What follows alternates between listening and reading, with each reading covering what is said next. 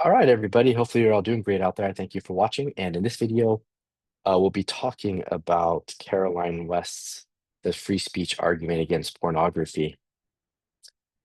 The free speech argument against pornography is a title of an argument um, developed by the philosopher Catherine Mackinnon, philosopher, really more a legal theorist, um, but she studied in philosophical circles as well, a prominent feminist thinker. Um, so the very beginning of West's paper, she writes, pornography may harm women in a variety of ways, but among the harms that pornography has sometimes alleged to cause is a surprising one. It violates women's right to freedom of speech. Obviously, an important right. Pornography, quote unquote, silences women, and laws against pornography are justified, among other reasons, in order to stop pornographers from expressing themselves in a way that prevents women from speaking, or so claims Catherine Mackinnon.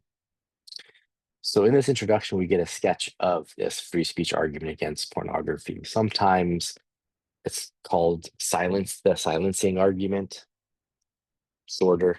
And in West's paper, hopefully you've been able to read it by now, um, she sometimes refers to it as the silencing argument.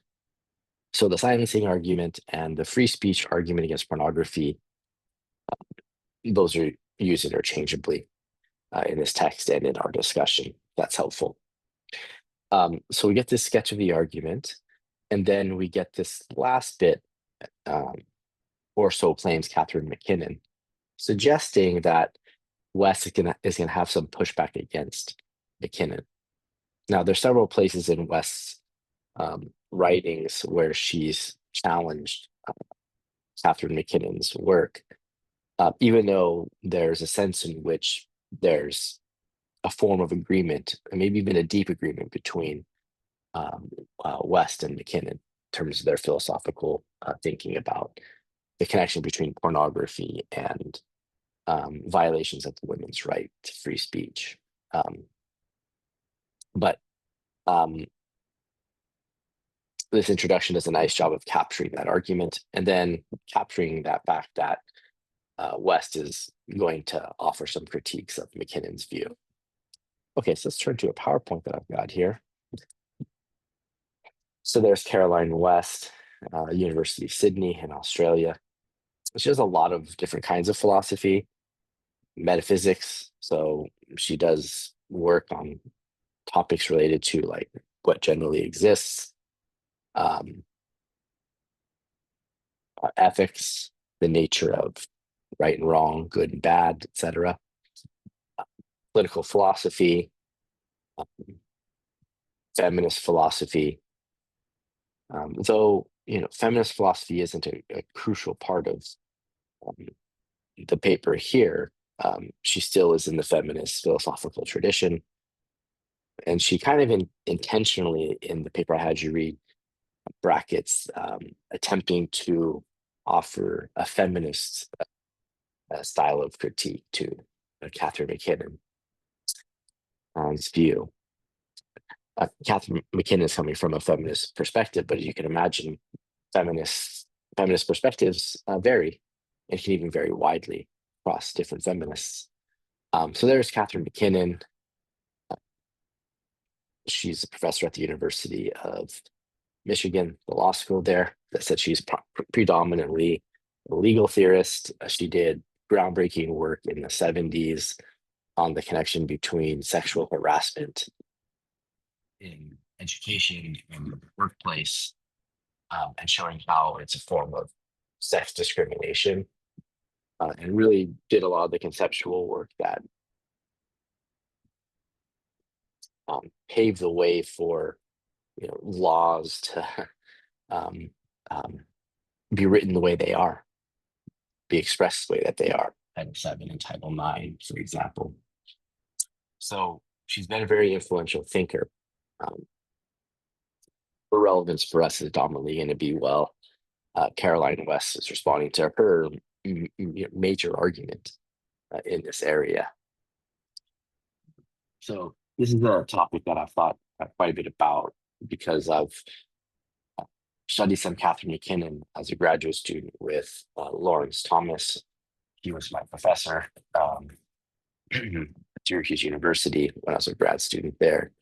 And then Ishani Mitra, who is now at the University of Michigan in the philosophy department there. She was my one of my professors as well. When I was in grad school, she taught me philosophy of language, but she wrote a dissertation on this topic. So it's one that I've spent some time thinking about, and um, it's one that's piqued my interest and maybe will pique yours as well, because it gives us a interesting avenue into thinking about the right to free speech. So the pornography side of things may intrigue you, and whether or not pornography actually violates women's right to free speech. Definitely a worthwhile topic to consider. But it may be that your main interest in this topic will be that it helps you get clear on what it means to have the right to free speech. Okay. Okay. Um, Obviously, an intrinsically cool topic. Maybe not obviously, but at least to some of us it seems so. Okay, so how are we going to define pornography? As it turns out, Mackinnon has a fairly graphic view of pornography, and one that involves thinking about how, at least in some of her works, suggests that it's this form of like sort of psychological conditioning that pornographers undertake on consumers of pornography to get them to um, uh, um, violent, otherwise oppressive attitudes toward women. And some of our other moods seem to suggest that pornography is something a bit more um, reason based. So the first psychological conditioning way of thinking about it is it's irrational. Sort of it hits at our base level and modifies our psyches in ways that contributes to the marginalization and oppression of women. The second way would be a more rational form of defining pornography, according to which pornography is providing us with content, with ideas, with arguments, even. And those arguments' goal would be to perpetuate the structures, inequality, marginalization, and oppression as it pertains to women. Okay. Now, this discussion is largely taken um, place, um, at least in the time that Mackinnon was writing, and in the early 2000s and thereafter, with figures like West. Before there was significant work in attempting to establish that some women isn't monolithic and that there's cis women and there's trans women and the like. So we're just kind of bracket that. And if you want to make those changes and you're thinking about this topic, that's fine to do. But I'm just going to sort of follow the West so we can understand what's going on in that paper.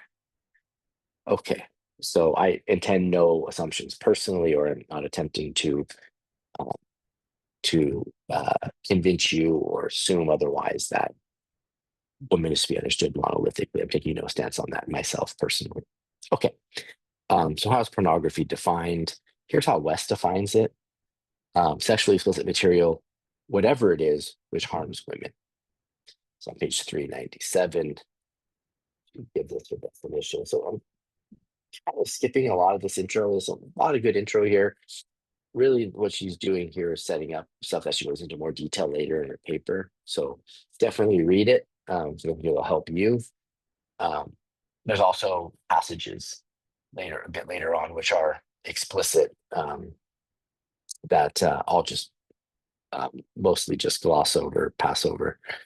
Um, but she just writes, for the purposes of the paper, for the purpose of the argument of this paper, I'll be defining pornography in a slightly unorthodox way, though one which I think remains in the spirit of other feminist definitions, just as that sexually explicit material, whatever it is, so there can be debates about what it is. So there's some kind of harm there. There's stuff that reaches to remain a compromising, violating the women's right to free speech. Okay, well, that needs to be worked out and developed in terms of argument. And of course, philosophers like or thinkers like Mackinnon are trying to run that argument. And so see that it goes on. This quasi-technical definition may sound trivially circular, but it's not. From this way of defining pornography, two substantial questions remain. The first is the empirical question of whether there is any pornography. That is to say, there's anything which satisfies the definition here of pornography. So it's an empirical question of whether or not there's sexually explicit material, whatever it is, that harms women. Okay. So this is Wes just being a very careful thinker. And then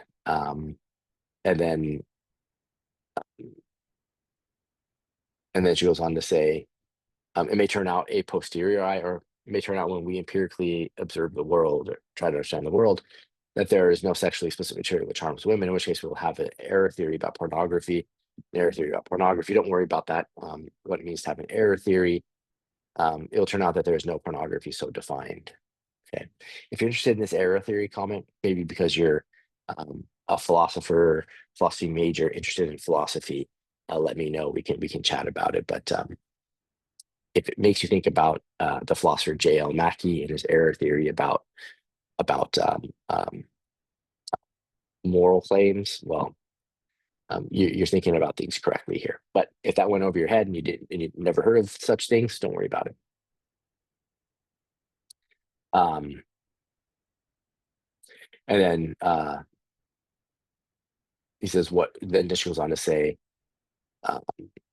what is controversial is whether there's any sexually explicit material that harms women to an extent or in a way which may merit anti-pornography legislation on liberal grounds. And this is the second substantial question left open by the definition.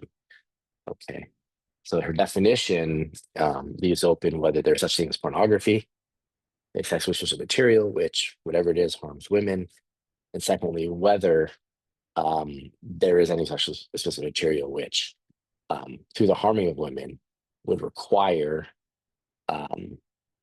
legislation, okay, to ban pornography or etc. Okay, and those are issues that need to be dealt with independently in the definition that's provided. Okay, so that's the way Wes is thinking about pornography, and you may have thought, okay, that's pretty straightforward. But you see, there's a bit more to it, and you see why she's giving this definition. And she claims this is a technical definition. There are other ways that it gets defined, but this is the way she's going to think about it. And she thinks it's consistent with the way feminist philosophers, other theorists think about pornography.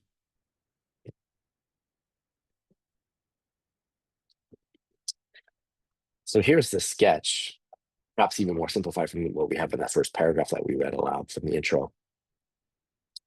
Since pornography silences women, it violates their right to free speech. And since pornography violates women's right to free speech, legislation against pornography is justified. Okay, so that's just the sketch, intuitive presentation of the argument.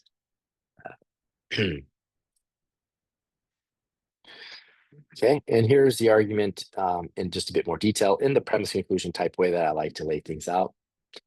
So that way we can then deal with each premise individually. So we have 1 and 2 as two premises, which lead to number 3, which is what we call a minor conclusion. Called a minor conclusion because it's subservient to what we call the major conclusion, which is number 5. So we really have 1, 2, and 4 as our premises in this argument, and 3 and 5 being conclusions. But of course, 3 is a conclusion that is then now a premise used to establish the major conclusion here. So minor conclusion is a conclusion we arrive at along the way that serves as, in a way, a premise for the major conclusion. Hopefully that makes sense. If it doesn't, feel free to let me know. So here all I'm doing is I'm just unpacking this a bit in in hopefully careful steps that represent what Mackinnon's up to. Okay. And I like to lay out the argument like this because the in general I like to, but I like to in particular when talking about West's paper because it's a very rich paper. There's a lot going on. It's very easy to get lost in it. But by breaking down the argument in this way, let me stop sharing so I can expand. Okay, back to sharing. You might be able to see that the text in many ways follows these premises. Okay, so after some readings, I was able to sort of distill to my sort of the main steps that are going on in West's paper. So hopefully this is helpful for you. And if it's not, at least initially, let me know. I'm happy to walk you through a little bit more if needed. So one, pornography silences women, and then two, if pornography silences women, then it violates our right to free speech. We start with one, and then we move from one to two by basically saying that there's an implication that follows from pornography silencing women. And what Mackinnon's arguing is that the silencing of women that pornography creates violates women's right to free speech. Okay. This is captured just by the idea that, as I put in this sketch here, since pornography silences women, it violates the right to free speech. Okay. Two things are presupposed in this sentence. One, pornography silences women, and two, if pornography silences women, then it violates the right to free speech. So since does a lot of work there, sort of condensing what we've got with one and two. Okay. So pornography silences women, one. Two, if pornography silences women, then it violates the right to free speech. And then from one to two, we get three. Remember, this is our minor conclusion. So we get it from logic, we get it from modus ponens, which I've taught you. So pornography violates women's right to free speech. And then we, in number four, following Mackinnon, following even less discussion of Mackinnon, right? We show we assert that there's a implication that follows from what we arrived at in three, and is that laws against pornography are justified. Okay, so we need to create legislation to ban pornography, roughly speaking. And then five, from three and four, and logic, modus ponens, we're able to conclude that therefore laws against pornography are justified. So people like Mackinnon and other feminists in the literature think that we need to create laws. Laws addressing the silencing that pornography causes to women. So silencing violates women's right to free speech. Okay. And then these laws against pornography would address some of the systemic oppression and marginalization that occurred as a result of the speech that we would call pornography, etc. Well, so the idea here is that what you might have thought.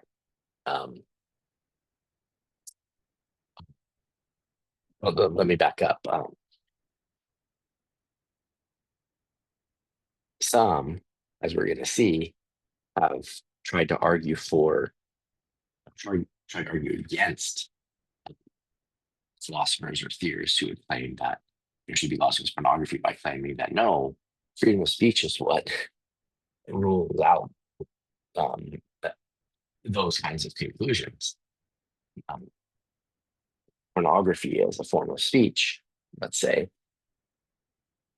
it's providing its consumers with content, with arguments, with ideas, and those ideas might in some way lead to harm, but the nature of speech is such that it is to be free, whether or not it causes these problems.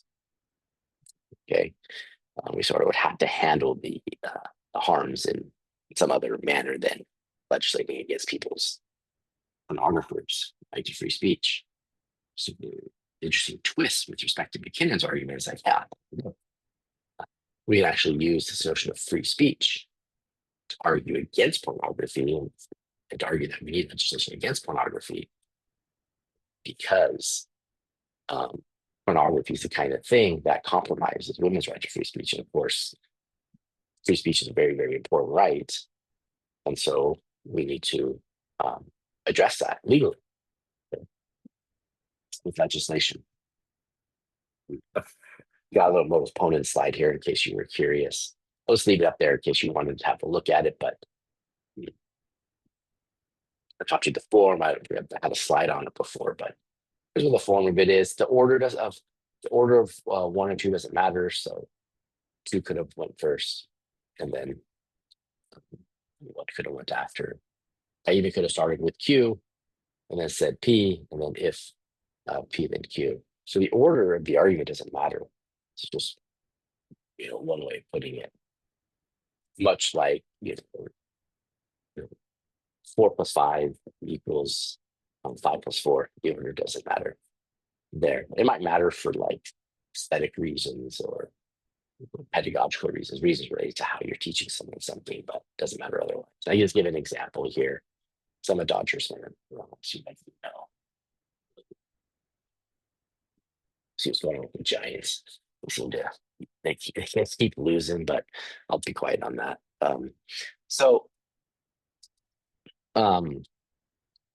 If you read the paper, you know that there's mention of this philosopher Ronald Dworkin. He's a prominent philosopher in his time, a political philosopher in his time, philosophy of jurisprudence, taught at many prestigious universities.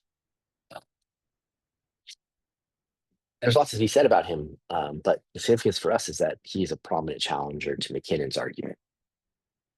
And as Wes sets up how she's going to discuss Mackinnon's argument, she brings in Ronald Dworkin, okay, and also Frank Mackinnon, Harvard Law School emeritus professor, law school professor. So yeah, it's just another heavy hitter, well-respected philosopher, and you might say the liberal tradition. By that, I don't mean like Democrat. I just mean like freedom champion tradition that many philosophers, theorists, people in general are subscribed to in some way, shape, or form.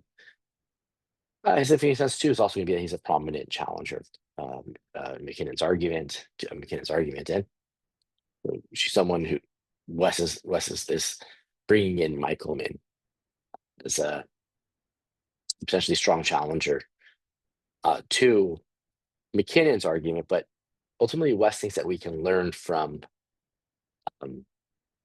Dworkin and Mackinnon about the limitations of the liberal view that they hold. Not that West wants to depart from that. In a way, she wants to argue within that tradition to say that no, we have the resources in the liberal tradition to think carefully about this issue in a way that Dworkin and Mackinnon seem rather dismissive of. So what is this liberal defense of pornography, which I've alluded to already, but there's a passage on page 393 where West says, the silencing argument, says Dworkin, is premised on the unacceptable proposition, the unacceptable claim or statement that the right to free speech includes a right to the circumstances or right to circumstances that encourage one to speak and a right that others grasp with respect to what one needs to say. So let's go through that. Let's just go through that slowly. The silencing argument, aka the free speech argument against pornography, says Dworkin, is premised on, and here she's quoting work in the unacceptable proposition, the unacceptable claim that the right to free speech includes a right to circumstances that encourage one to speak, and a right that others grasp and respect what one means to say. So, now, big picture, it's what Dworkin is saying is that Mackinnon's free speech argument against pornography fails because it assumes that that the right to free speech is more expansive than it in fact is.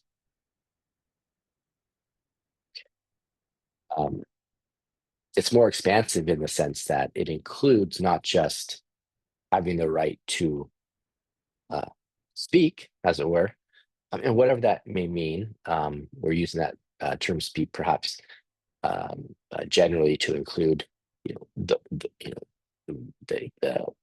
hearing impaired. So using sign language, is a form of speech, let's say. Okay, so don't mean to not include them. So just have that in mind. It's not explicitly discussed in the paper, but I just want to be inclusive on that front as I talk about it. And I think that someone like West and someone like Mackinnon, even Dworkin, would be okay with that. Okay, so the right for free speech doesn't mean that one has the right to speak.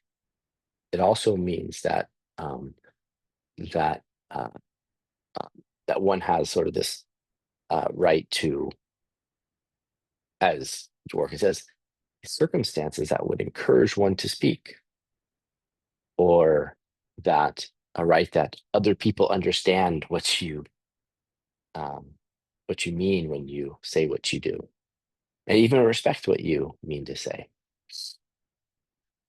Okay. So relevant kind of silencing here would seem to be like, that seems to be presupposed in what Dworkin is claiming here, is that presupposes be like silencing that involves not being taken seriously when you speak, or not being given opportunities to speak. And pornography, in some way, according to the silencing argument or the free speech argument against pornography, assumes counts as a kind of silencing. Okay. And a little bit more, these objections assume that any conception of the right to free speech that allowed any of the senses in which it has been claimed that pornography might silence women to amount to a violation of the right to free speech would be a clearly unacceptable one, justifying the imposition of illiberal duties and disabilities on individuals and paving the way to terrible tyranny. To terrible tyranny. So let's turn to that passage on page 393. A little bit further.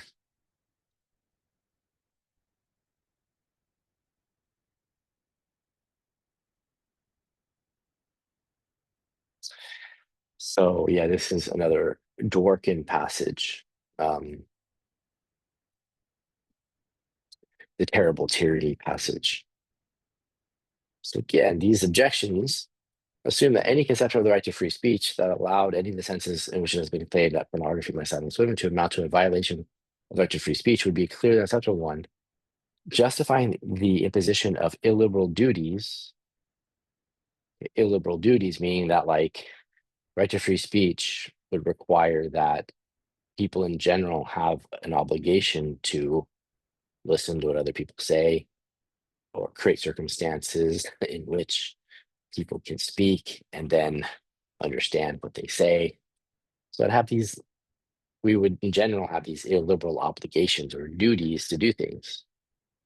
Okay. And that's why it would be a kind of terrible tyranny. So if the right to free speech involves having the right to be heard, or if it requires conditions for encouraging people to speak, etc., and also involved having the right to be understood and respected, well, then it looks like this is a very tyrannical right that we have in place here, because it's going to place burdens, obligations on people that seem to go well beyond what we would ordinarily think would be required of us. Okay.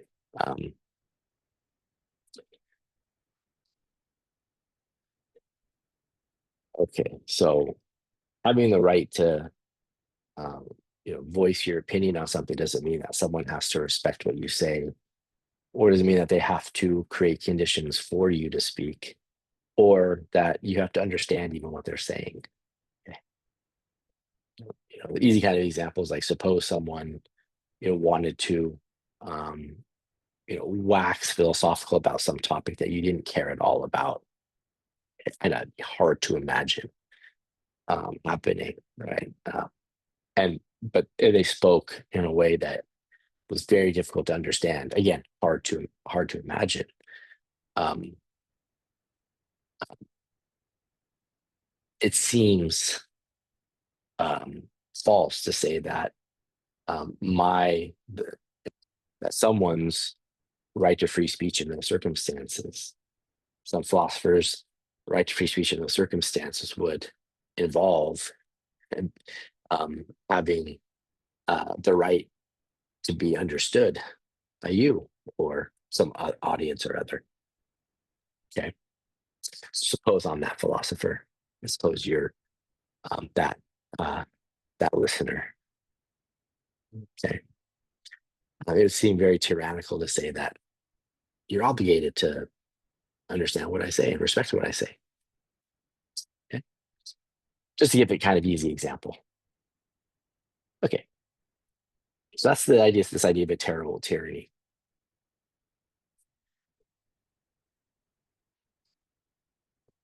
And even more helpful, like West gives another kind of example in her paper where you think about the right to free speech as entailing having the right to be heard.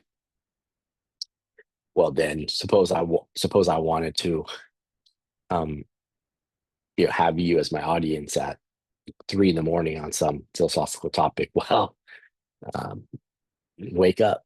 You're gonna have to listen to me. Okay, that seems like an illiberal obligation imposed on you, right? And it would create disabilities on your part. That's why this term disability is used here, to create illiberal disabilities on you. You'd be disabled to be able to go to sleep. Okay, um, this would be tyrannical. Okay, um, so what West wants to claim um, is that this assumption's mistaken. Okay, so um, which assumption is mistaken? It's that the right to free speech would entail, a la Dworkin, um, these illiberal duties, these terrible tyrannies. Okay. Um, okay. So it goes on to say, this is again from 393. I'll argue that if consumption of pornography silences women in a certain quite specific way by scrambling their speech, as she's going to develop, so don't worry about that yet, unless you've already read the paper and you feel good about it, then there's a liberally acceptable sense in which not not a feminist acceptable sense, but a liberally acceptable sense. So she's working within the tradition that Dworkin and Mackinnon and others are in which consumers may be said to violate women's right to free speech by consuming pornography. Yeah. Mm. So I made that qualification about this being a liberally acceptable sense because there are many feminists who think um, that we have to sort of go beyond liberalism, as it were. So it's not going to give us the right framework for thinking about how to solve the problems uh, of male chauvinism that shows itself in you know all the all the various ways it does systemically in our lives. So, according to feminist thinkers, I'm taking no stand on that in this discussion. Personally, of course. So uh, so there can be a liberally acceptable sense. So there need to be commitment to any kind of terrible tyranny or illiberal duties, disabilities, etc., imposed on would-be listeners to those who are speaking. Okay. So the right to free speech isn't going to be as expansive as Dworkin, Mackinnon, and others may think. Okay. So sometimes I have to talk a bit more about the Mackinnon. This time it looks like I've focused mostly on the Dworkin. There are other passages by other philosophers that are definitely worth thinking about, but they go a bit beyond the scope of my discussion here. So for our purposes, I'll set the Jacobson and the Leslie Green aside. Okay. I'm coming over here to page 394. Maybe back up to 393. So again, this is the passage that I just read from the slide. The central aim of this paper is to show why this assumption is mistaken. I'll argue that if, in the if there, I didn't add the italics, it's in the paper. Okay. So that if the consumption of pornography silences women in a certain quite specific way, and then she knows by scrambling their speech, so we'll come to understand what this means later, then there's a liberally acceptable sense in which consumers may be said to violate women's right to free speech by consuming pornography. Okay, so note that she's talking about consumers of pornography there. So we're going to get this shift from pornography or pornographers to consumers. That'll happen later as well. So just things I want to point out, just to plant some seeds before we move on. And if it turns out that consumption of pornography does, in fact, silence women in the requisite way or in the relevant way or the required way, and the costs of legislating against pornography are not excessively great, then liberals, those in liberal tradition, should, in some senses, should legislate against pornography on free speech grounds. This may come as something of surprise to liberals who are more accustomed to invoking the right to free speech as a cornerstone of the towering liberal defense of pornography, not a liberal argument against pornography, which West is,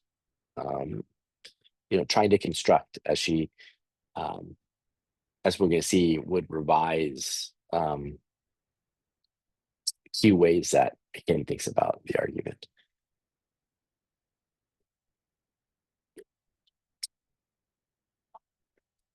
Okay, I think that's what I want to say. There's more, of course. Here's the argument sketch again. Again, I just have it here because it's been a few slides since we looked at it, and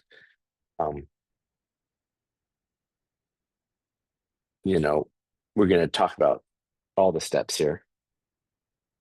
We'll start with one. We're going all the way up to 5. But just gives you a chance to just kind of review it one more time to get more familiar with it. Okay.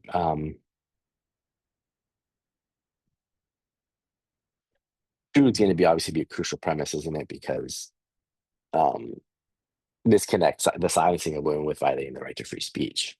So then we have to obviously have an assumption about what the right to free speech involves. Everything about Dworkin's challenge. We'll set aside the Mackinnon. I don't have a slide on it, but set him aside. The Dworkin, it's really like, 2 is 2 is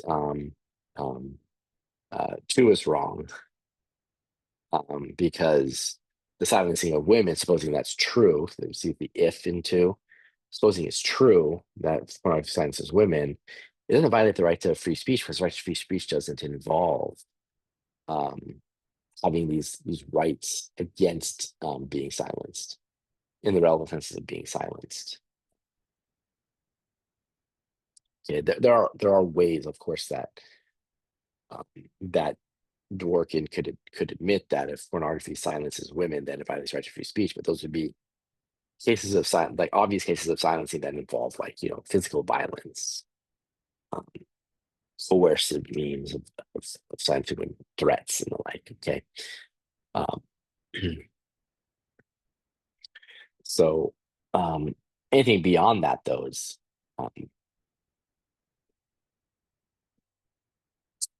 not going to be ruled out by, or would not constitute a rights violation, a right to free speech violation. Okay. Okay. So let's look at premise one and think about what West has to say about it. And this is just following the West paper, but it's really thinking about this idea of silencing. So pornography silences women. West, what's her response to it? Well, it's ambiguous. One is ambiguous. Okay. So it's ambiguous because the term silence or silences is ambiguous. So in order to determine whether one is true, we'd have to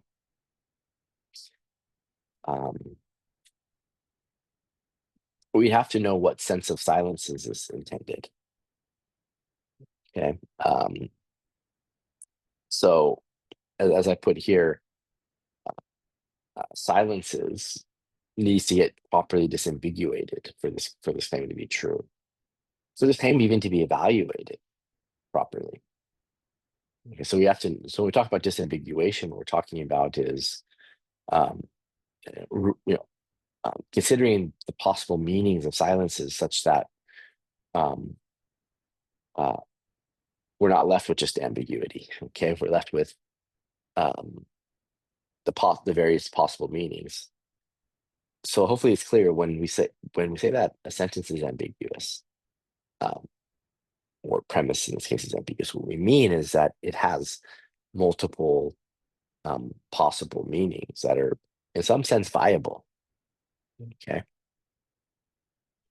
So just think about how many terms that we use are ambiguous. Context often settles what the meanings of terms are for us, but it's a feature of language, of natural languages in particular, English, Spanish, French, like that there's a lot of ambiguity because just words are used to mean different things in different contexts. It's not an anything goes situation when we have ambiguity, but many terms, just look at a dictionary, provide us with different uses of a term. So is it true once properly disambiguated? And West says, well, it could be, but this is an empirical matter. She says to be decided by social scientists, not by philosophers in their a priori armchairs. And what is meant by a priori armchairs is just the idea that we're thinking about the issue in a way that doesn't involve, going to the world to do observation, but instead just using our reason or our reason alone to some degree, to some significant degree. Okay, so when we think about the a priori in we're thinking about something, as we say, epistemic or related to how it is that we come to know something. And when we focus on a priori matters, logic, mathematics, etc., parts of philosophy, maybe much of philosophy, we're in a domain of not having to do science. Okay, even if you have to take science seriously, when you do the a priori, you're not doing the observational thing. You're not applying the scientific method. You're doing something else. Okay. So that's just to clarify what this a priori bit means here. So one could be true, and once we disambiguate silences, but that's not something that she can decide. Something that would require social scientists, et cetera, going to the world to figure out whether one is true, whether or not pornography does relevant silencing. So when we disambiguate one, well, there's three relevant senses of silencing. There's literal silencing, where someone just doesn't speak. The conditions for speaking aren't created, so there's literal not speaking, and there's that creates obviously the reluctance not to speak. There's reluctance to speak in those circumstances. So if you follow the West,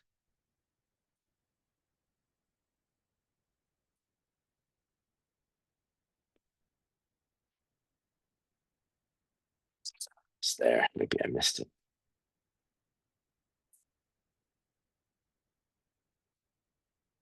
Oh, here we go. So section one, yeah, sorry, I missed that. Three kinds of silencing. We're on page 397. If women are not prevented by force of law from producing words or from having those words heard by anyone who cares to listen, exactly how might they be silenced by pornography?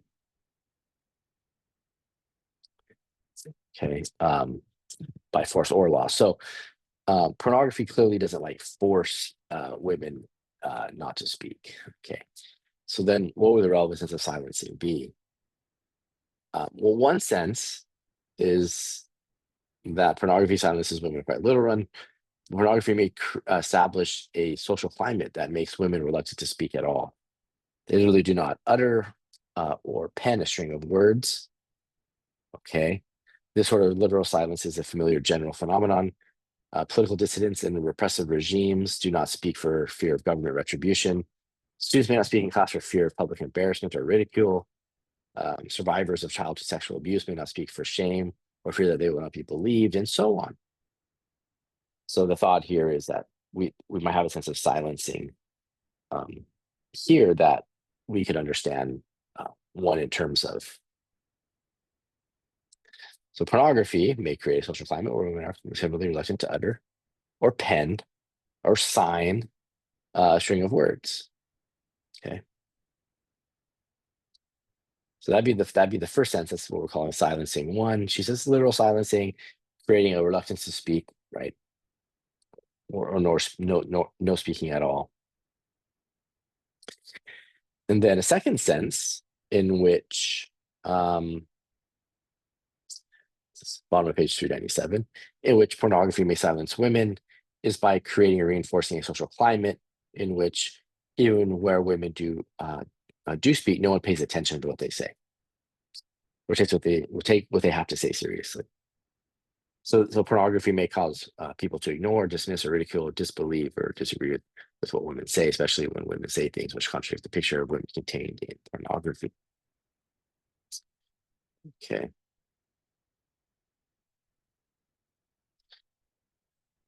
Okay, so this kind of silencing, and then is the second kind. So we have the first kind, the second kind, and now the third kind. And here I'm passing over some explicit content from Mackinnon, who really gets on a roll with some of her descriptions of things. And then a third sense, in which there's been claimed that pornography silences women is importantly different from the second sense. Pornography may silence women by causing consumers to systematically fail to comprehend or to miscomprehend the idea that women intended to express by uttering the words they did.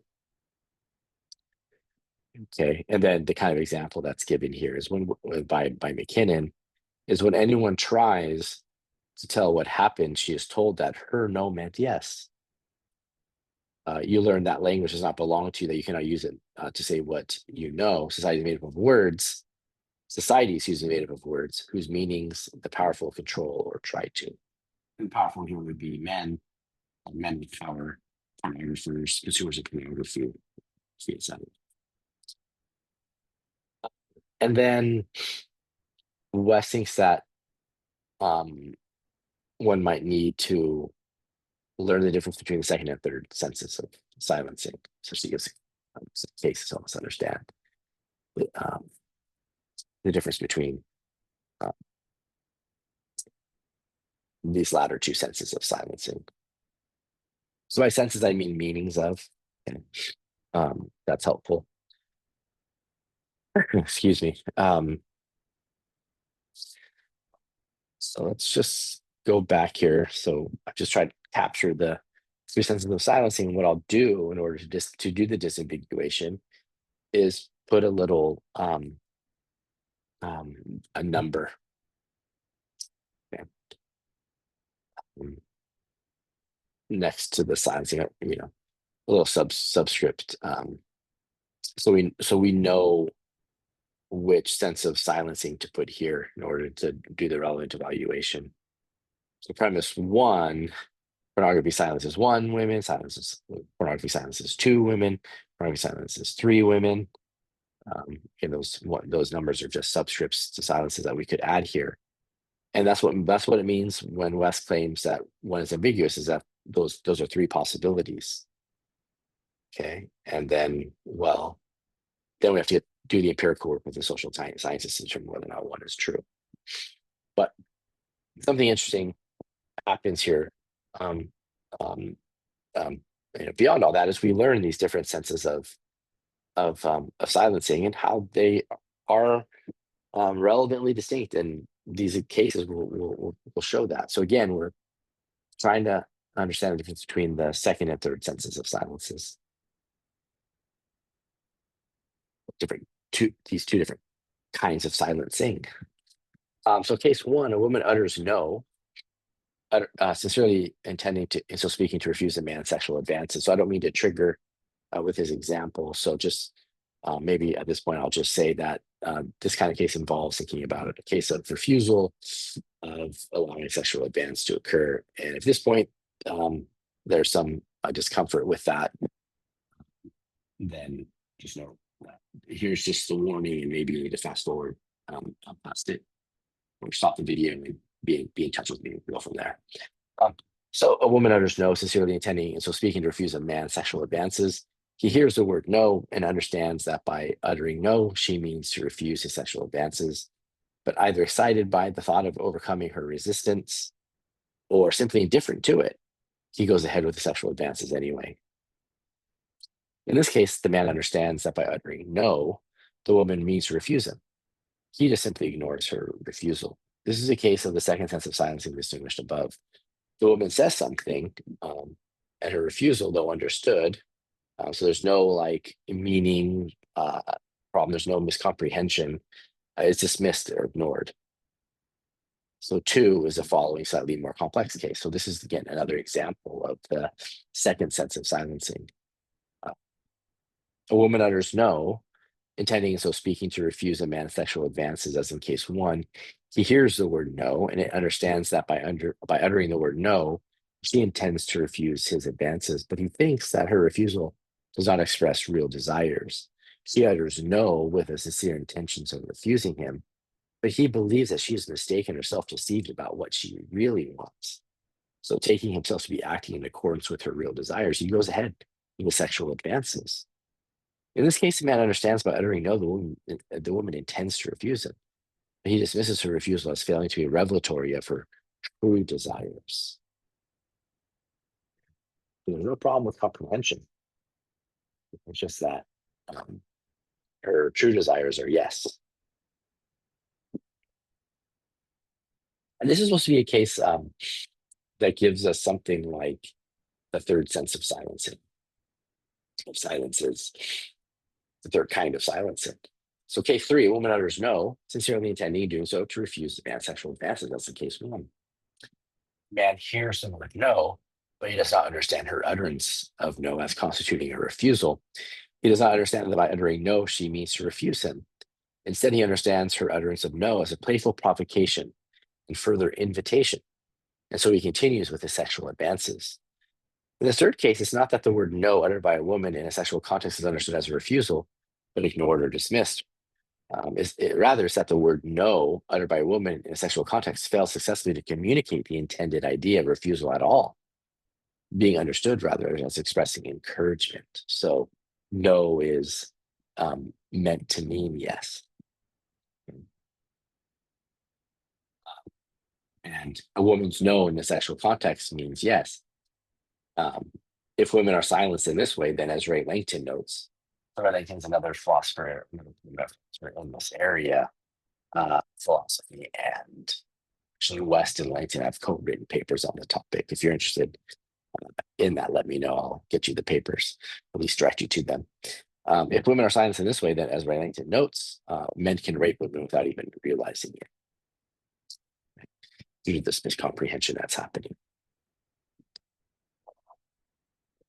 And this case is supposed to be different from the first two cases. So, okay.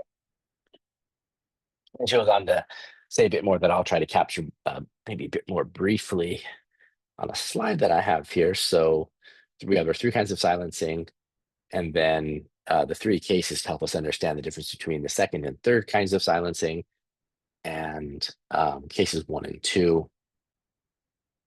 No is understood but not taken seriously, which is kind of silencing when the woman utters no. And then 2, no is understood but is not taken to indicate true desires. Okay, so another way you might say in which uh, the woman's speech isn't taken seriously, or as indicating something that's deeply true or something like that. And then the third case is no isn't heard as meaning no. So West's discussion on top of page 401, I try to summarize here. So one way that this could go, remember that's no isn't heard as meaning no, is that someone, so the man in the case, let's say he thinks no literally means yes. Okay, so that's one way that it could go. Okay, but another way that could go is that no literally means no, but it's used to convey an invitation for further sexual activity. Okay, so in this kind of case, in the second kind of case, we make a distinction between the literal meaning that a term has in a context of use and what a term is intended to convey in a context of use. So so sometimes it's, you know, um, sometimes the distinction is between literal meaning and speaker meaning. And so what Wes is just pointing to is that there could be cases like case 3 where the man, he says, oh yeah, I understand that the literal meaning of the woman in the case is no, but she's using no to communicate or convey, to speaker mean, to put it that way, yes. Okay. So that's just, another way that things could go. There's different sort of, uh, say philosophies of language here that are possible. Thinking about this third case of silencing. Any questions about that? Feel free to let me know. Okay. Think about how all the time, how often, very often we use a term literally to communicate something non-literally. Even in the case like of, using the word no, but think about a different kind of context, a non-sexual context like where, imagine like, for me, like I offered my wife some ice cream after dinner, say, do you want me to make some ice cream? And she says no in a particular kind of way. I know she's literally um, saying no, like there's a literal meaning of no, but then she's using no to communicate yes. Like no, as it just suggests, like, of course I want it, So that, just one kind of example, but we do it all the time, don't we? A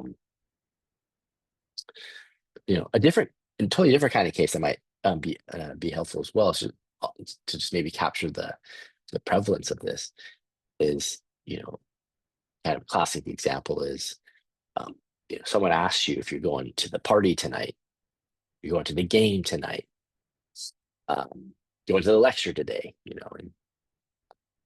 and the response that you get is, I have to work. Okay. In that situation, the person literally said they don't want that they have to work. Uh, but they, in doing so, convey, speak or mean that they're not going to go to the party, they're not going to the game, they're not going to lecture, etc. Okay. This happens all the time. Okay. We're very good at like using literal meanings to communicate something non-literal. Okay. Or to communicate something that we didn't say, but there's sort of, you might say, a cluster of um, propositions or statements or ideas that we know are salient in the circumstances that the literal, the meaning of the literal, the literal meaning of the utterances that we make will get us to. So have to work. Okay. No, I'm not going to the party is a salient piece of information that utterance leads you to. The meaning of that utterance leads you to, right? Okay, I'll stop on that. If you're interested, let me know. But pornography and silencing. So how might pornography then contribute to silencing? Well, it can potentially create, so emphasis on might here, these are just possibilities. It might create a social climate in which women are reluctant to speak, to write. Silencing one. It creates a social climate in which women successfully communicate but are not taken seriously. Silencing two. Or it could create a social climate in which women have their speech scrambled in sexual context. Scrambled is going to have something to do with they're not going to properly be understood. There's going to be some kind of miscomprehension going on. Okay, and that seems to be happening in that third case, right? No is heard as literally meaning yes, or no is heard as literally meaning no, but used to convey, but heard as being used to convey yes. Okay. So that's premise one. So now premise two, if pornography silences women, then it violates their right to free speech. Okay, we know that that's what the premise is. I just want to have it on the slide. And then West says, okay, in order to evaluate this, determine whether it's true or false, we need to think about the relationship between the various senses of silences that we've worked on and right to free speech.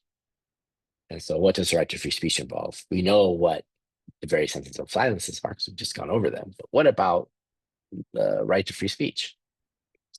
Okay, and maybe I needed to be clear about something that I haven't been yet. This use of the quote around silence is meant to say that we're talking about the term.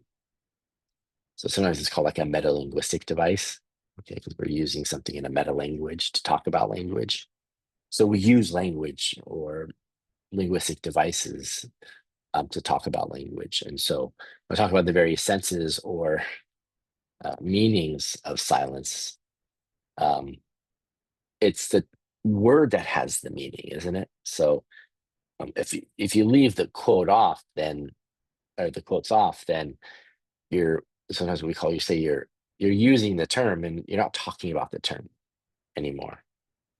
Okay, or at least it's unclear that you are. So that's why we put the quotes around silence, because to signify that we're talking about a word here. So think about like this, Obama. This it's kind of a cool like language point again. You see, tell by Wes writing, she's she's versed in the philosophy of language, and that plays a nice role in her philosophical writing.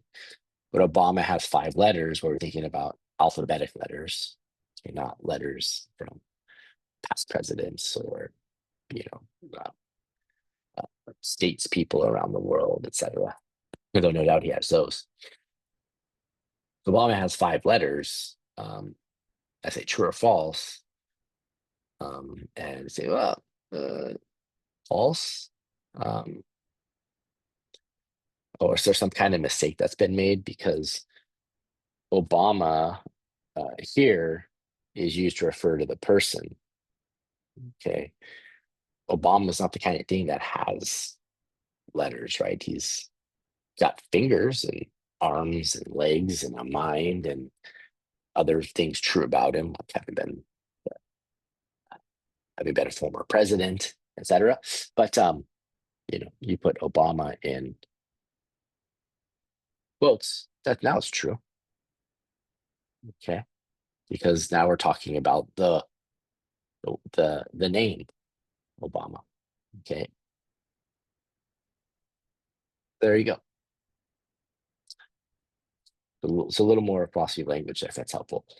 So sometimes we call it mentioning as opposed to using a term. So this is mentioning silence. We're talking about language here. So what does the right to free speech involve? Okay, so in general, the right to free speech, freedom of speech, right? Very important right, no doubt. Obviously, it's not an absolute right. We know that there are limitations on speech. But those in the liberal tradition want it to be as free as we can possibly get it, for the most part. The freedom to communicate opinions and ideas to others. That seems to be like what the freedom of speech involves. But what does this freedom involve? Is it a merely negative right, meaning a right not to be interfered with as one speaks? Or, excuse me, is it also a positive right? And if it is a positive right, how robust of a positive right is it? How expansive is that positive right? Meaning, um, how much does it obligate? Okay, in a positive sense, not that it's just that it obligates us, it obligates others um, against interfering with your attempts to speak. Okay, but it also obligates them to do what? Okay, to listen, to listen unconditionally, to understand. Okay, those all seem too strong anyway. Okay, so when we think about freedom of speech as using a spectrum of possibilities, so as a negative right, we could say, well, um, is it the freedom of speech? Is it having the right not to be physically prevented from uttering words, etc., in private? So does it involve, you know, just this? Okay, or is it having the right not to be prevented by government agents or other bad agents, the mafia, from uttering words, etc., in public? Okay. So there are some out there who think that the freedom of speech is dominantly a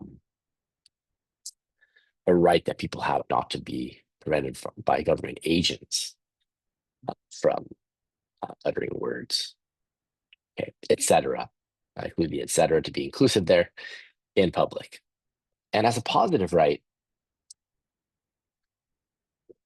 C is having the right to have it supported, that one's ideas are heard or otherwise distributed, even widely so. Okay, so maybe if it's positive right, then I got to be heard. So others are obligated to listen, and not only that, they're obligated to tell others about it, about the things that I say. Okay, obviously that'd be for us going too far, wouldn't it? At least in the way we ordinarily think about the speech. And then D, um, having the right to be assured that one's ideas are widely distributed. Okay, not just distributed, but widely so. Okay, obviously that's even stronger than C. So, um, so this is spectrum of possibilities. Now we think about instead of distribution, the distribution of our speech. Now we think about the reception of it. So the previous issues all concerned thinking about the distribution of speech. So when we think about A through D, we're thinking about our speech being distributed. Okay, how our speech how our free speech gets distributed, and what the right to freedom of speech says about that. But West claims that the liberal conception of the right to free speech needs to determine where roughly on the distribution spectrum speech is to be protected or even encouraged. Okay. Likewise, right to free speech should entail something about the reception of speech. Okay. After all, the right to free speech is important because it protects the communication of ideas, which is a two-sided affair involving speakers and hearers in a linguistic community. This is a point that West wants to emphasize. Okay, so the liberal conception of right to free speech needs to determine where on the distribution spectrum speech is to be protected or even encouraged. Okay, is it a very, very strict negative right? Okay, where whereby it just involves um, having the right not to be interfered with as one speaks. Okay, in private, right? Or is it, you know, uh, that the right to free speech entails having the right to have one's ideas not just understood but widely distributed? Okay, on the other extreme. Okay, so no right to distribution at all, really. Okay, or hardly any. Okay, um, and then like maximal distribution, some other end. Well, the liberal conception is gonna have to work something out there. It's probably gonna be very difficult to find like a clear line. That's just the nature of the beast. But still, they have to say something about that. And then um, on another dimension, you're gonna have like, well, what does the right to free speech entail regarding its reception? Not just the distribution of the speech, and now its reception, the audience. What kinds of obligations are uh, incurred by the right by someone's right to free speech? Their obligations are listeners um, obligated to live up to. So there are going to be narrow views here, so narrow and wide views. So we've seen narrow views. The right to free speech doesn't entail anything or hardly anything about speakers, etc., having their speech received that is heard by an audience. So it seems like Dworkin, Mackinnon, but for our purposes, Dworkin is kind of on this narrow view of perception. Um, and then the wide views, the right to free speech entails speakers that are having significant rights, possibly the guarantee of having their speech received, heard, understood, etc., by an audience. And what West wants to say is, well, we need a reasonable view here, one consistent with what's essential to communicating ideas, namely speakers and audiences. Yeah, so that's why we need this like reception aspect. Like the freedom of speech involves speaking to others. Okay, we have a relation between the speaker and the audience. So this idea of what the freedom of speech entails regarding its reception becomes very relevant. So very interesting thing to be thinking about if you're thinking about the right to free speech. And the Orthodox view, the Orthodox liberal view, is that the right to free speech, excuse me, does not require anything of an audience in terms of speech reception, or doesn't require much of anything. There could be like a range here, but this is one that West considers. Indeed, it doesn't protect the speaker's right to be heard by an audience like at all, or it does very little. Yeah, that's right. So following West, seems like the Orthodox liberal view that West wants to go forward. Okay. So according to the Orthodox view of the right to free speech, premise two is false if silencing means silencing one.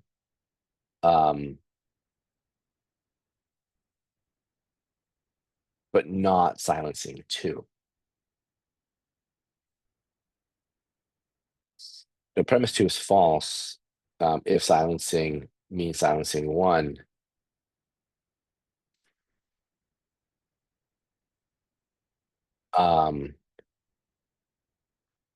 And silencing two. We needed to fix that slide.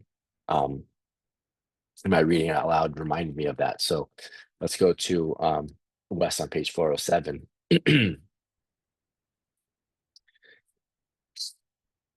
I'm trying to capture what's going on here in the second section, silencing the right to freedom of speech.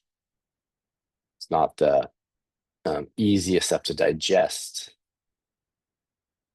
but hopefully thinking about the right to free speech in terms of its distribution and its reception is helpful. Just following what Wes says here on the bottom of page 406, nice sort of summary. Don't worry about what Bayesian perfection means. Hmm.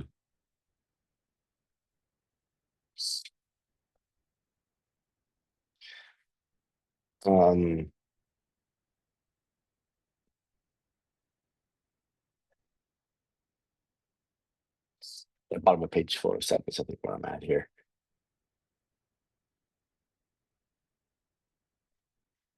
If this is right, the upshot for the silencing argument, the free speech argument against pornography, is that the second sense of silencing distinguished in section 1, the ignoring, dismissing, or ridiculing women's ideas, falls well short of a violation of women's right to free speech. Okay. Nor it seems with the first sense of silencing, a social climate which discourages women from speaking, amount to a violation of women's right to free speech. So that's why both of them, both senses of silences used in the second premise would lead to a false premise. For that would be to think that the right to free speech involves a substantial degree of assurance of wide distribution of ideas.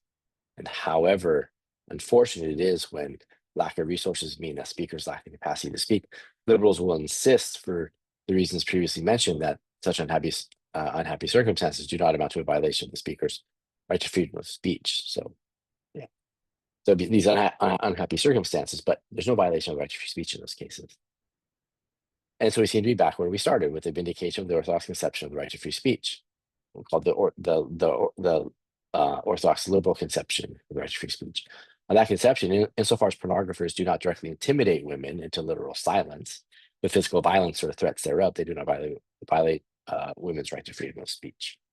Okay, so of course, and I've tried to anticipate this already, of course, to work in another adherence to the Orthodox liberal conception of the right to free speech can say that, yeah, if you're coercing, if you're physically using physical violence and threats thereof, to silence women, then of course you're violating the right to free speech. Okay, but that's not the relevant. That's not in line with the relevant senses of silencing that that Wes is trying to deal with in this paper. Okay. And then she goes on to say, so we're on top of page 408, first full paragraph. But is it right to think, as opponents of the silencing argument do, that the third sense of silencing necessarily falls with the other two? I think it's not. Okay, that's where we're at here. So what about silencing 3? And she's going to go on to say that, well, perhaps silencing 3 will give us a true second premise. So if we read 2 as if pornography silences 3 women, then it violates their right to free speech. Okay, and that can end up being true. Okay.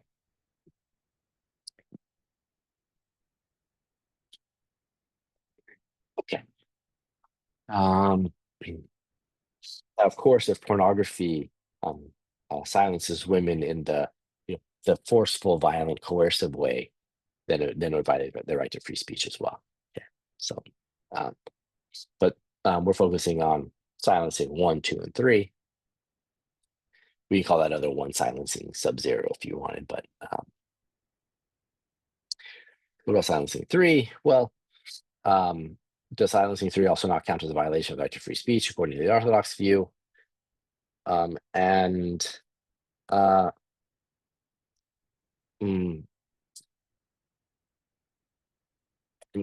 it's a little tricky here. One way of reading what Wes is saying is that that the Orthodox view, as stated, is wrong. And we need a just a more expansive account of the right to free speech. Okay, but it's in line with thinking about the liberal conception of the right to free speech, as he noted earlier in a paper in which we read from it. So from page 408, she says, we're speakers to speak and we're hearers to want to hear.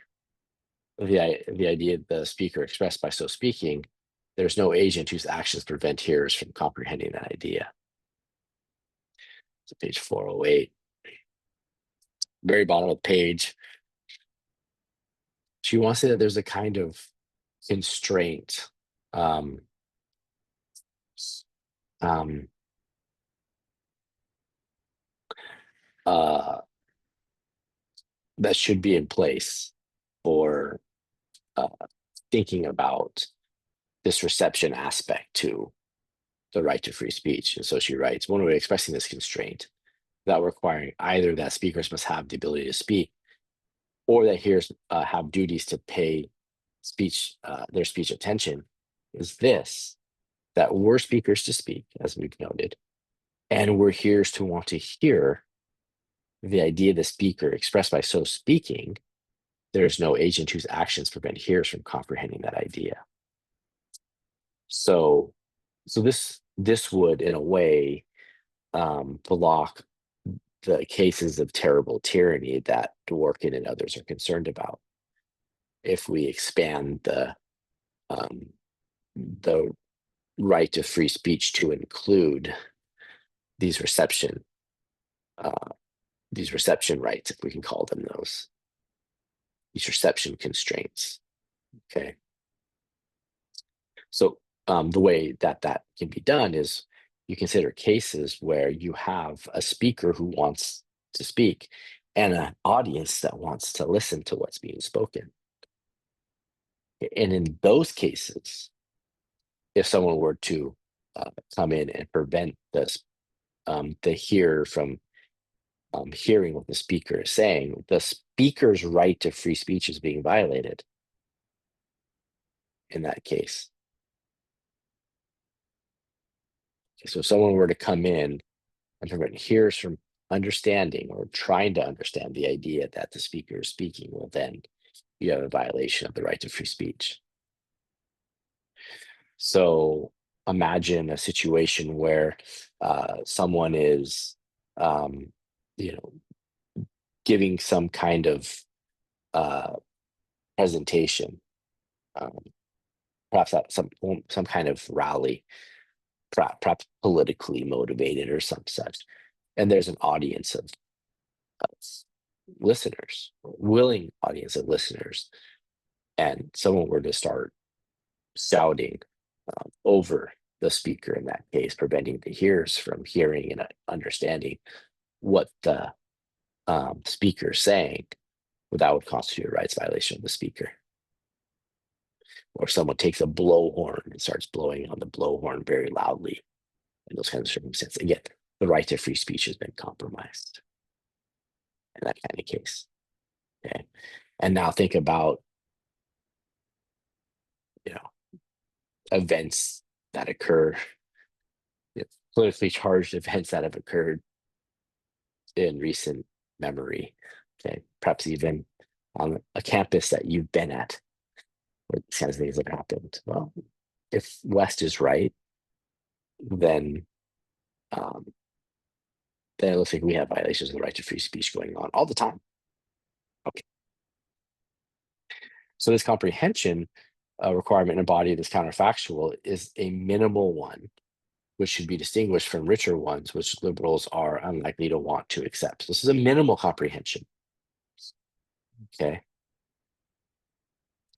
This is really, a subject, what we call a subjunctive, conditional. We're speakers to speak, and we're hearers to want to hear the idea expressed by the speaker. Well, then in the case where someone were to prevent the hearers from comprehending what the speaker is saying, then you have a violation of the right to speech. So counterfactual or subjunctive conditional, if that's helpful. Okay, so that's the minimal comprehension requirement. So on West's view, there's no categorical requirement that speakers have the ability to speak, or that hearers have the duty to listen. The idea is expressed by a speaker. Okay. There's no categorical requirement because the categorical requirement would open the door for the terrible tyrannies. But there is a hypothetical requirement. And that hypothetical requirement is that you have willing speakers and willing listeners to those speakers. There you go. And once that's in place, okay, then someone would do wrong, thus violating the right to free speech, were they to interfere. Okay. So we have this comprehension requirement, this minimal comprehension requirement, which is principled, according to West, and avoids you might think what we might call the slippery slope concerns, like the door opens to the terrible tyrannies if you create reception rights, audience rights for the speaker as part of their right to free speech. Okay, the terrible tyranny of having to wake up at 3 a.m. and listen to some philosopher wanting to discuss his theory of X, Y, or Z. Okay, don't worry about that. Okay, on this view. So West from here, she defends the comprehension requirement, the minimal comprehension requirement, as part of what's needed to protect the right to free speech by providing a series of cases. Okay. And we have the voice scrambler case, we'll call it, the meaning scrambler 1 case, and the meaning scrambler 2 case. Let's turn to those. 409.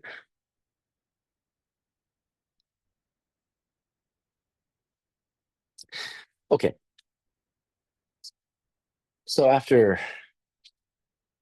giving some more examples of the kinds of, you might say, absurd views that would result from having an overly broad theory of reception rights as entailed by the right to free speech.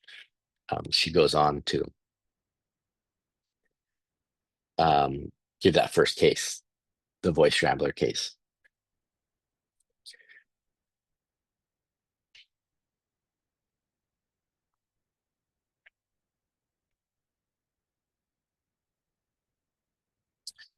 Okay.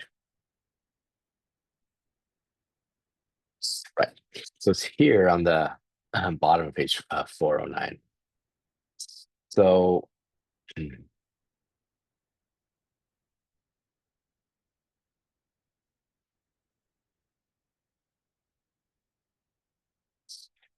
maybe before I get to that, I remember this passage and I thought to say something about it, but so she writes here, the right to free speech does not require that hearers have the capacity to comprehend what speakers say. So the hearers don't even have to have the capacity to comprehend what the speakers say, right? And on her view, right? So you have a willing speaker, a willing audience. Okay, they're not to be interfered with. So she writes, it requires merely in the familiar liberal language of negative rights that comprehension is not prevented by the actions of another agent, that they're not interfered with. So she seems to be saying like there's a way thinking about the orthodox liberal view, which maintains that the right to free speech is mostly or dominantly a negative right. And she's like, and we can capture that idea by thinking about this minimal comprehension requirement. Okay. And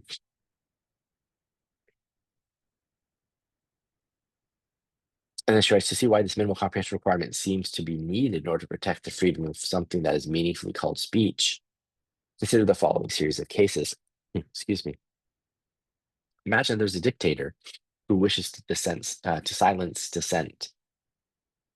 Okay. So we think about a political kind of case. Again, we're imagining something here. He might do so by calling on the services of a government censor. But suppose that, preferring to conceal the true extent of his tyranny, he hits upon a more ingenious way of ensuring that dissenters' ideas do not receive public distribution. A voice scrambler, which can be implanted in the larynxes of political dissidents, secretly in the dead of night. Okay, so this dictator has this kind of power, okay, to um, to use this machine, this voice scrambler, to be implanted in the larynxes of political dissidents secretly and in the dead of night. The machine systematically replaces selected words dissidents utter with their words on a different meaning. Okay, the political dissident utters the words "overthrow the dictator," but the voice scrambler does its thing, and the audience hears the words "support the dictator." Okay, emanating from the speaker's mouth.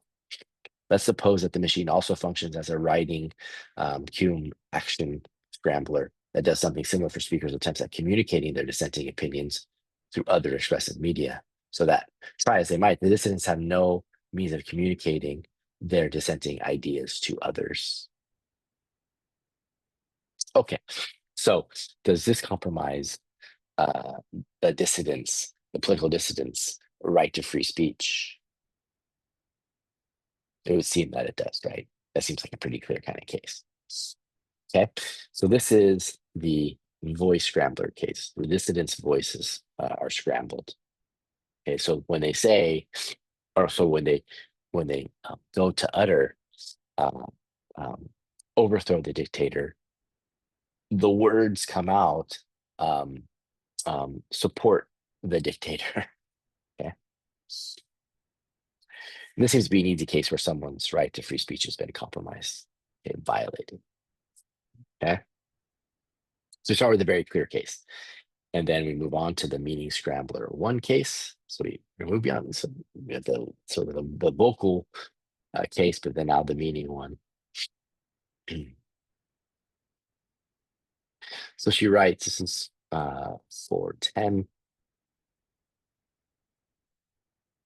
Now suppose that the dictator achieves the same end of preventing the wide distribution of ideas. So uh, the dictator wants the political dissidents to fail um, at expressing, right, their ideas and being heard by audiences.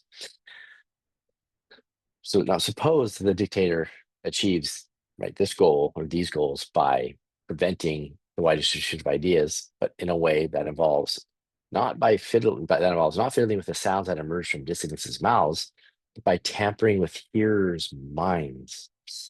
Okay. The dictator secretly implants a false translation manual, a meaning scrambler, in the heads of hearers. The meaning scrambler causes hearers to systematically fail to grasp the meaning of what the dissidents say. It tells hearers that words such as overthrow, uttered by dissidents in the context of phrases such as overthrow the dictator, mean support. The result of this tampering is that although dissidents are not prevented from uttering the words overthrow the dictator, and although hearers are not prevented from hearing them, the scrambler nonetheless prevents the dissidents from successfully expressing certain ideas. Okay, so in this case, we have this meaning scrambler created. So every time they hear overthrow the dictator, gets translated in the audience's minds as support the dictator.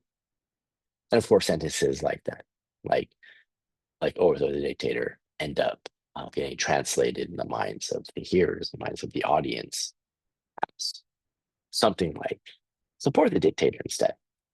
Okay, so the same goal is achieved. Now, is this a violation of the right to free speech? Do the political dissidents have the right to free speech compromised in this case? And it would seem the answer would be yes. Okay, so the here's comprehension scrambled in this case. Now, what's the meaning scrambler 2 case? Okay, it's that pornography pornographers, at least initially it's pornographers, they scramble they scramble the meaning uh, of words. They scramble the meanings of the words uttered by women. Because pornography sort of instills these um, um, uh, these contents, these thoughts in the minds of men. And so when women use certain words, they think that those words mean what pornography has instilled them to believe. Okay, so that's the kind of meaning scrambling. Meaning scrambler 2. Okay.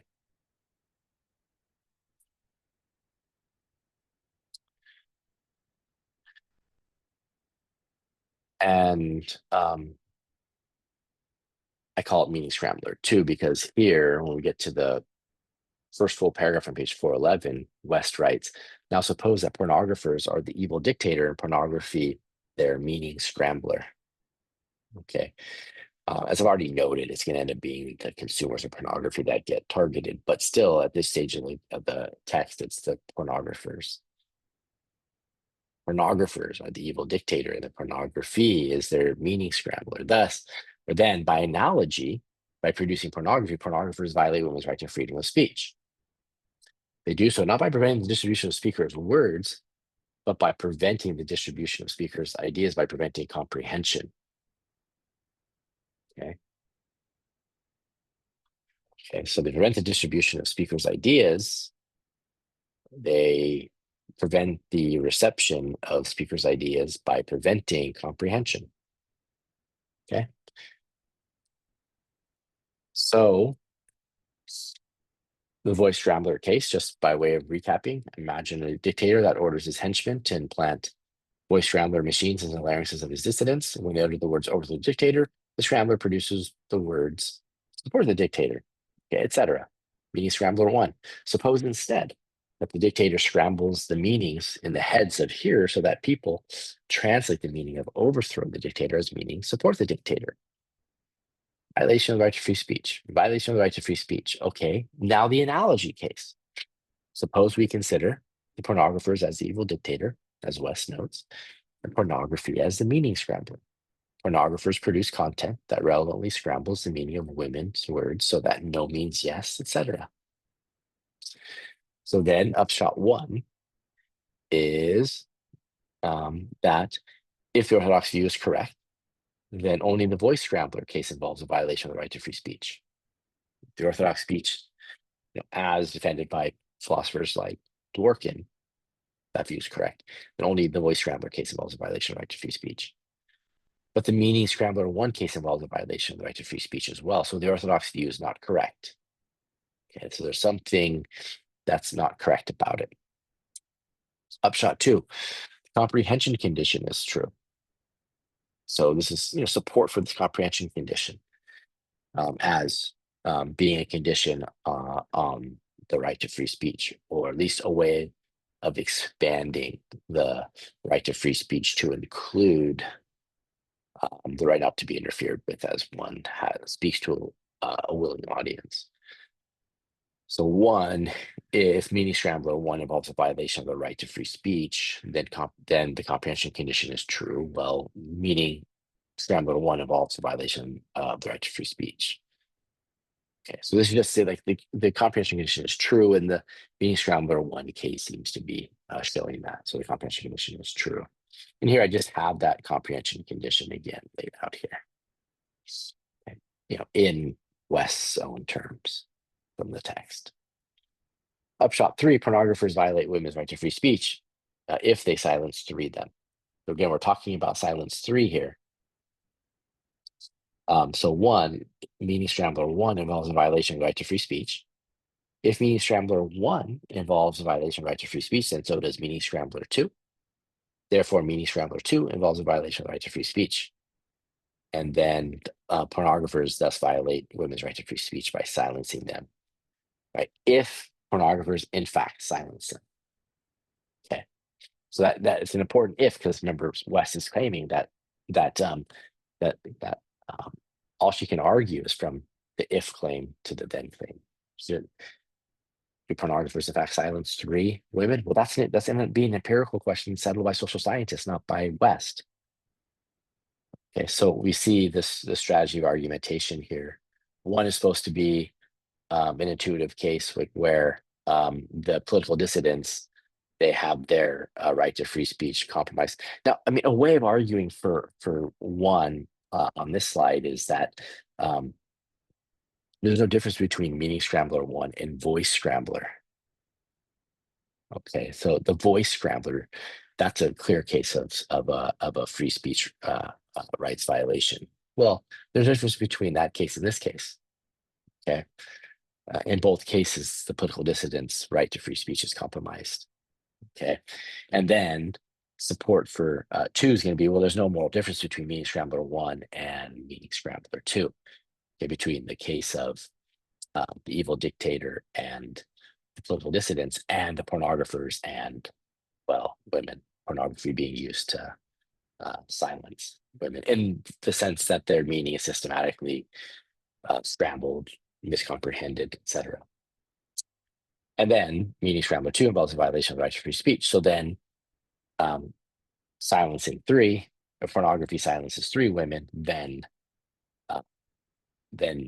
meaning scrambler 2 involves, sorry, then women's right to free speech has been violated. Okay. So, but then not so fast. So West wants to be a bit more careful.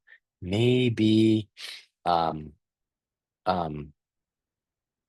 maybe this argument fails because maybe there is an important moral difference, or an important difference between meaning scrambler 1 and meaning scrambler 2. Okay, so she wants to deal with possible objections here to her view. Okay.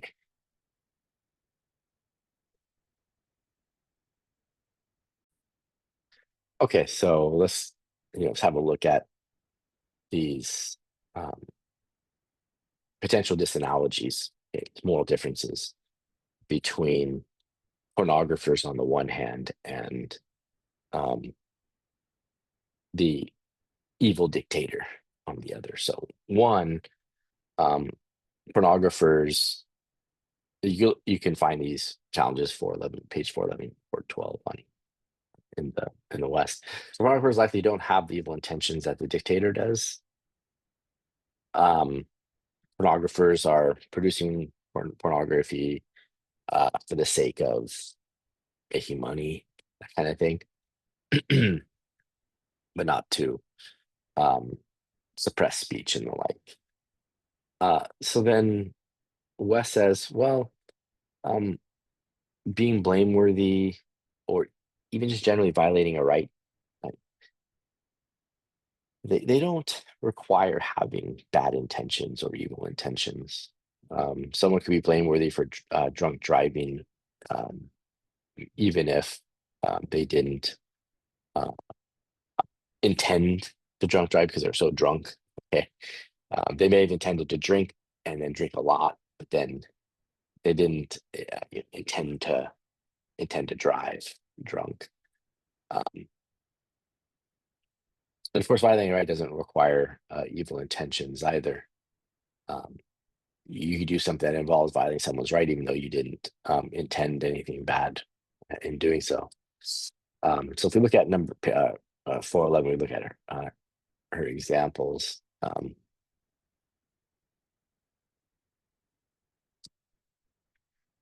Because she's kind of quick here. She's like, not so fast. If only the analogy were quite so straightforward, the analogy between meaning scrambler 1 and 2. For of course, there are a number of points of disanalogy between the two cases. Pornographers probably do not prevent the wide distribution of women's ideas with the same conscious evil intent revealed by the dictator, despite Mackinnon's occasional rhetoric to the contrary. But the fact that pornographers do not produce pornography with the intent of violating women's right to freedom of speech is not necessarily that they do not violate that right or excuse them the responsibility for it. Negligent drunk drivers probably do not intend to run over innocent pedestrians. That does not mean that they do not violate the pedestrians' rights when they do so, or that they should not be held responsible for it. They can still be blameworthy. Okay, so nice, quick response to one. Two, so disanalogies, but not like significant or morally significant enough disanalogies. Two, pornographers are not government agents, and so we restrict the right to free speech to government agents or we conceive of violations of the right to free speech in terms of government agents violating people's uh, right to speak. Okay. Um, um, and so pornographers just can't, just um, by some people's definition of the right to free speech, can't violate women's right to free speech by producing pornography. So then here Wes is going to say, well, consider cases where you have like a mafia boss who threatens someone um, to get them to hush on some issue or other. Well, that seems like that counts as a case of someone's right to free speech being violated. So it doesn't respond to those who would, directly it doesn't respond to um, uh, in a way that's going to convince someone who might be of the mind that violations of the right to free speech can only happen by government agents to private citizens. Yeah. But still, she's saying there are many people who are in Dworkin's camp and philosophers like to work in, let's say, who agree with me, and that's plenty to establish here. I'm guessing that Wes just thinks it's kind of unreasonable to think that only in the case of government agents uh, interfering with someone's speech that you'd have a violation of the right to free speech. So she writes here, but as many liberals agree, powerful non-government agents, say in the civilian garb of a mafia boss, they can violate a speaker's right to free speech if they prevent speakers from speaking in the right kind of way. And then she considers a couple other disanalogies, which we'll go through quickly. Three, pornographers usually don't force pornography on consumers, like dictators force meaning scramblers on citizens, even the voice scramblers before that. But pornographers produce content that is non-rationally assimilated, and this leads to that scrambling effect. Okay. So the fact that it's non-rational is supposed to suggest that there's something, what's the word? Something coercive about it, or something um, subliminally produced that is problematic. Okay. So obviously some of this comes down to like what the nature of the pornographic content is. Is it something that is taking place at some like rational level?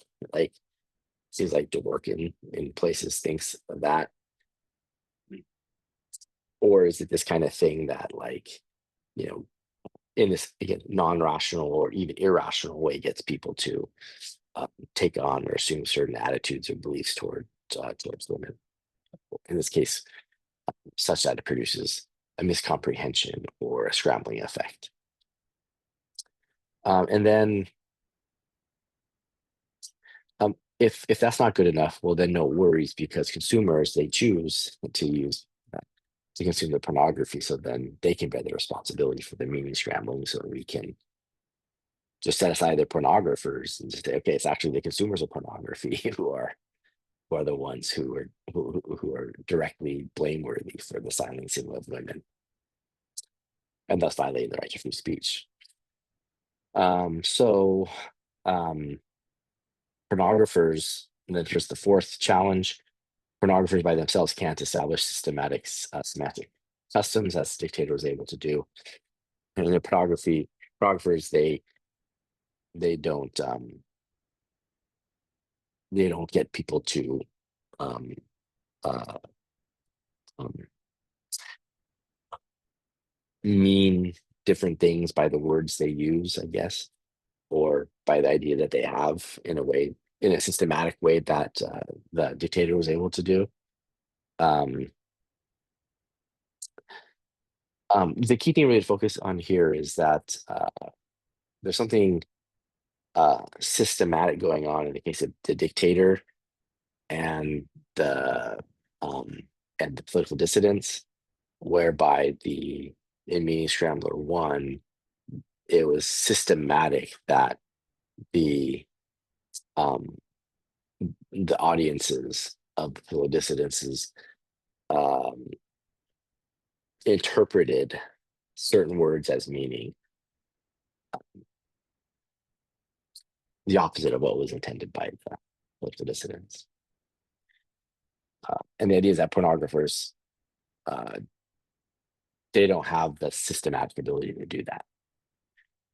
And then West is like, well, suppose that's right. No worries, because we can just develop another Meaning Scrambler case to show that the scrambling effects don't have to be systematic or, yeah, systematic.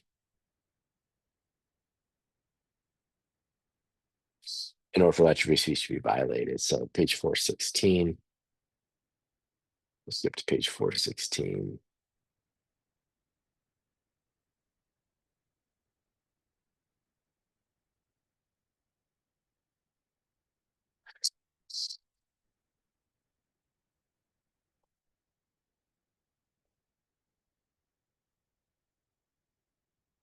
So this is, yeah, must silencing be systematic. She just deals with this fourth concern in its own section.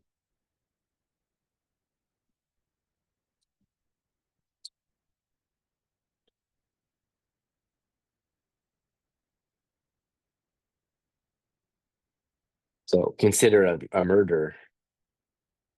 So yeah, she says, so consider a murder where a number of different individuals. I don't want to deal with that case. I want to just deal with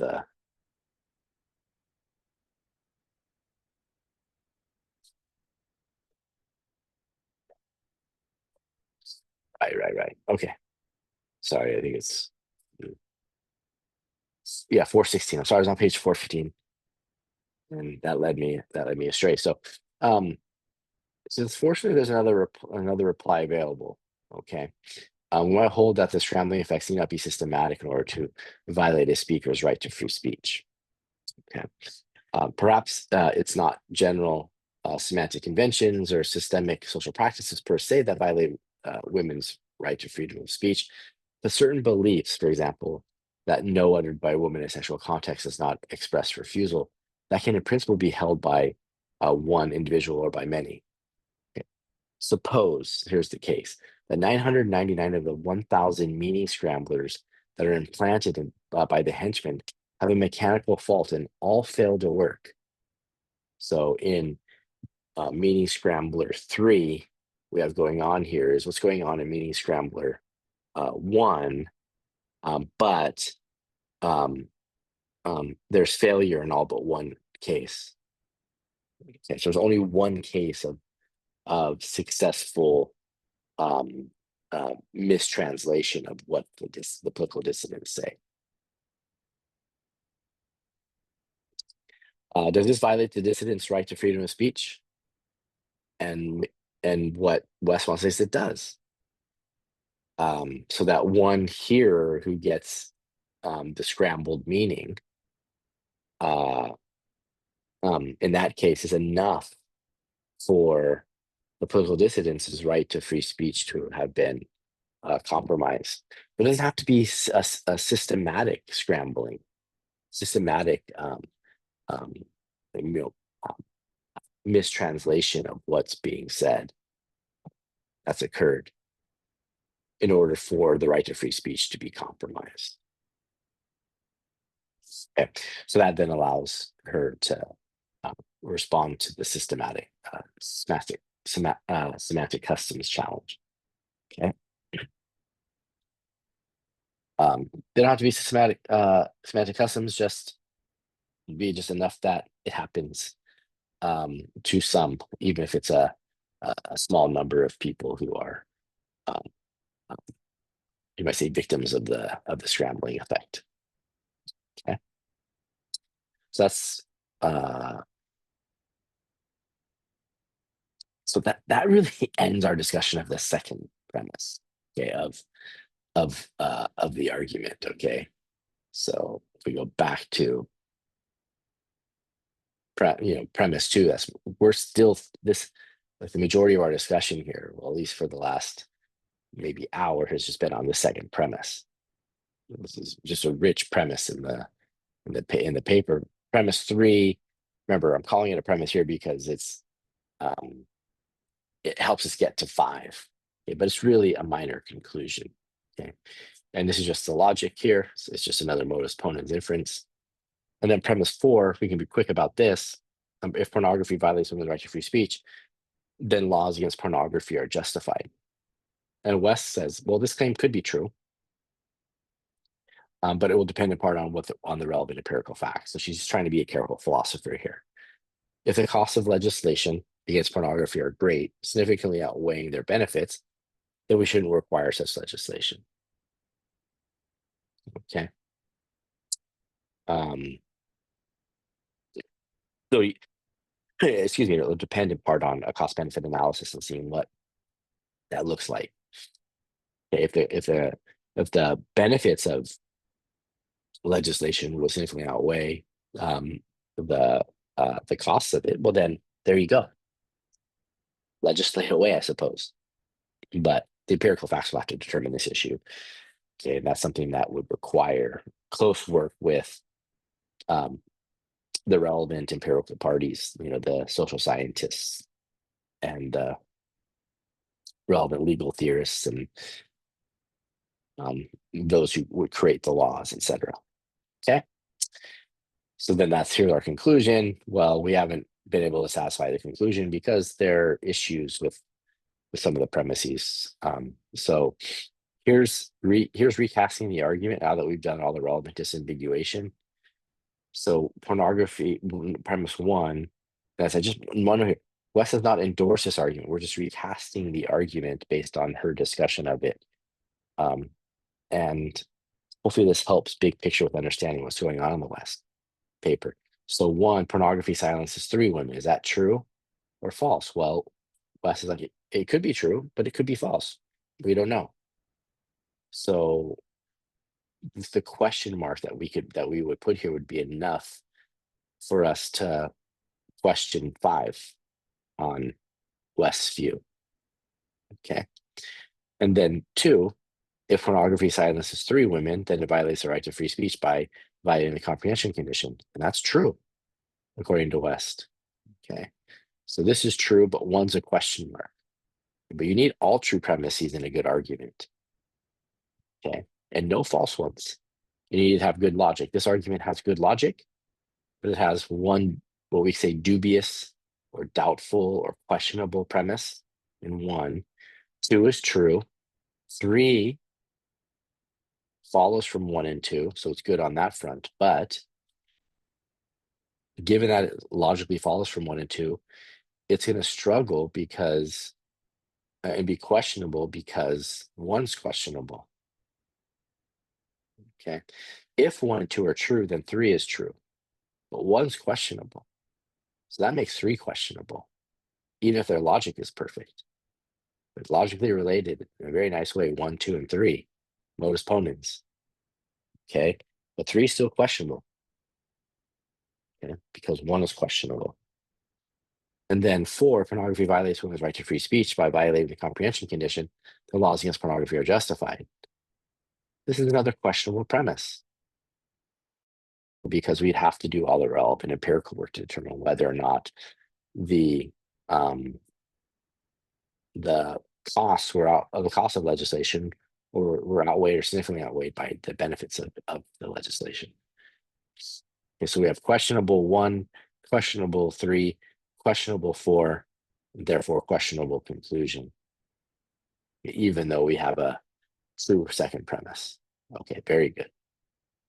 Okay, so that's recasting the argument and doing all the relevant disambiguation and filling in this comprehension condition stuff, which helps us understand how it is that West understands the right to free speech. Okay. And that's what I got. That's the West paper. I told you it was a rich paper. I know this is a lengthy video, so I recommend potentially watching it in snippets.